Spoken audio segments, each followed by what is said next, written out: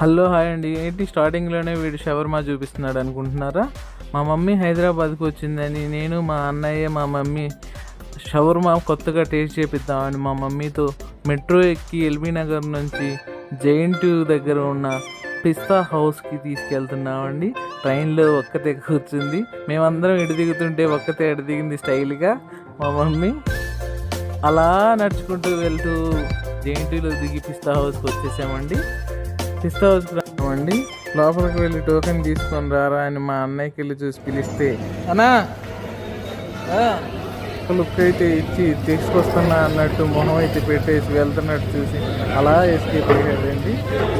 డబ్బా నేను కట్టలేక కాదు, కడితే నేను ఒక్కడనే మంచోడిని అవుతాను, కానీ నువ్వు కూడా మంచోడు కావాలిగా. చేసేది ఏముందని నేనే వెళ్ళి 3 తీసుకున్నానండి. 470 రూపీస్ అయింది. అలా లోపలికి వెళ్ళైతే ఆ టోకెన్ వాడికి ఇచ్చానండి. వాడు గిరగిరా తిప్పేసి గరగరా దాని మీద వేసేసి సలాడ్ పోసేసి నాకు ఇచ్చేసాడండి. అలా అంబియన్స్ చూస్తూ అలా వచ్చేసాను లోపలికి. 2000 years later. కొంచెం కింద పట్టుకోవాలి పేపర్. మా షాంటి ఒక్క మాటకి నా పరిస్థితి.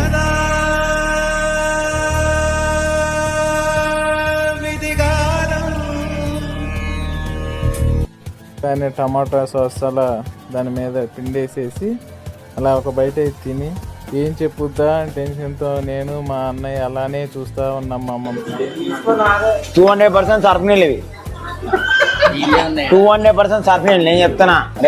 హ్యాపీ అలాగైతే చెప్పలేదు.